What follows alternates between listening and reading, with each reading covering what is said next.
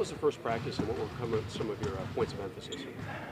A great first practice in my mind. The guys had great spirit, great energy, as to be expected with a first practice, but in particular with this group, I think we're really locked in.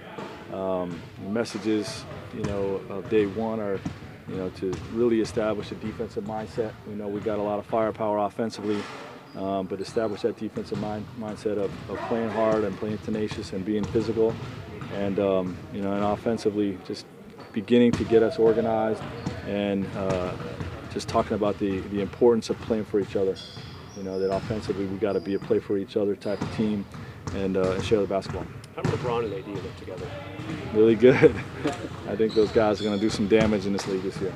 There's a lot of talk around the league this summer how it went from the big three model to the big two. How do you look at LeBron and AD versus other duos around the league?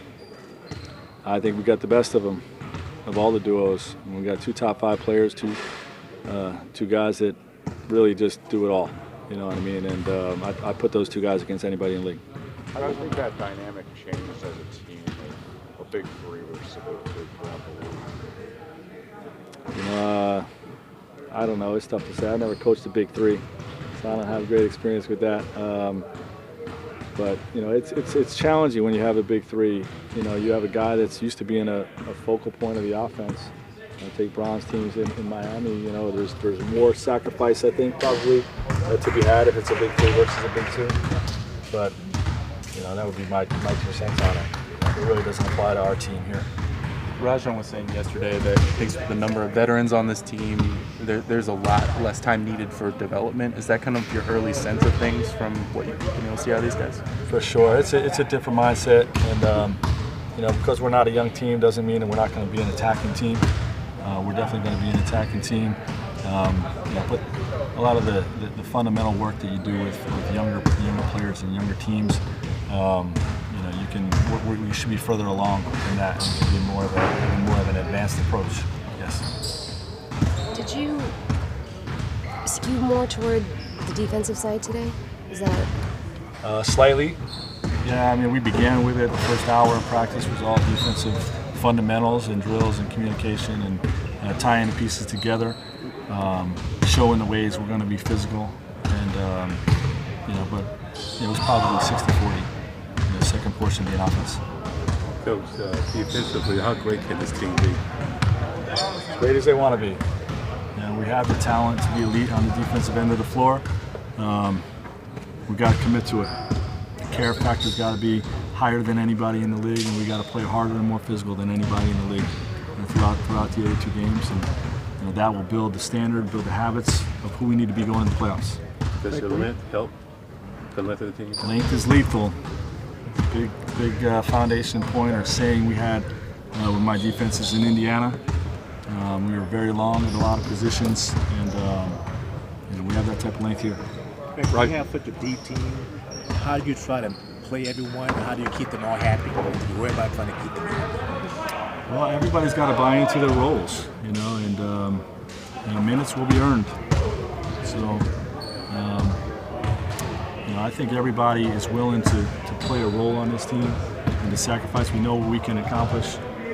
This is a different type of year than most guys have been a part of, and my sense from guys is that there's going to be a willingness to sacrifice for the better good of the team. How did Dwight look out there today? He looked good. He's moving well, playing with physicality. I'm preaching to play physical, and he probably overdid it a little bit. He's knocking guys around, and look, you got to deal with that. You're coming to play LA Lakers, you're going to get hit. You're going to get smashed in the mouth, and he set the tone in that regard today. You just mentioned that this is a different type of team than others that you've coached. Does that change your style at all? Of course. Not really my approach. We're still going to be a team that tries to play harder than opponents, cares about the defensive end, shares the basketball offensively. Those principles, to me, fit every team. But how you manage practice throughout the season, how you build your offense, and your offensive system and your defensive scheme, those things shift based on your personnel. You got to adjust and you got to tailor your plan to the team that you have. When you have such a veteran team and the expectations are so high and everybody's so eager to get going, is it important also to not skip steps early in camp, and like how do you kind of yeah, it is, but to me, I've always had the mindset, let's get some simple things in place right away to get them playing right away. These guys are chomping at the bit to get after it, and no one wants to sit around and do 3 hours of drill work. You know what I mean? So we taught the fundamentals, of our defense and our offensive spacing, and then we got after it. Well, we were able to see a group with Rondo and JaVale playing alongside LeBron, AD, and Danny. What are the merits of that group, and how many groups were you able to see, combinations were you able to see today? Well, we did a lot of we had 16 guys participating, so we did a lot of 4 teams of 4, I should say. And that group was in place today, but we told our guys that the teams are going to change every day. I do want to have AD and LeBron play as much together as possible in practice, because they're going to be the ones that play the most together throughout the season. So I want to get that chemistry accelerated as much as possible. But the guys around them are going to change every practice. You'll see a different group tomorrow, a different group the day after that, and those types of things.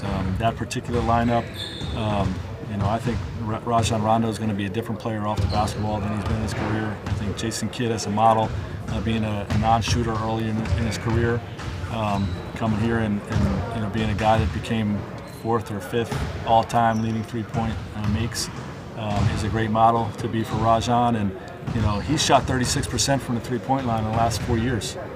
Okay, that's above average, and he's going to get clean looks. He's going to be encouraged to have a green light, and he's going to be a good off-the-ball complement to LeBron when he has the ball.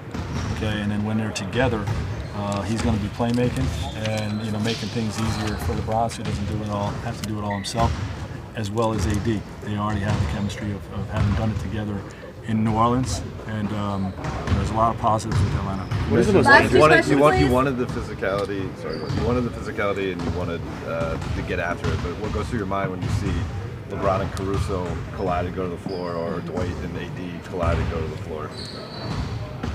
Are they getting up? I love guys hitting the floor. Okay, we're not playing hard enough, but we're not doing that. Obviously you don't want to ever see anybody get hurt. What are the most what's the most dangerous element of LeBron and AD together offensively? How well they complement each other. They're both of theirs ability to play equally as effective off the basketball as they do on the basketball.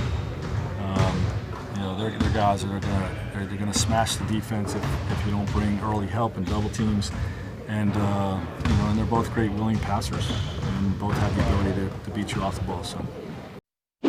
Thanks for watching ESPN on YouTube. For more sports highlights and analysis, be sure to download the ESPN app, and for live streaming sports and premium content, subscribe to ESPN+.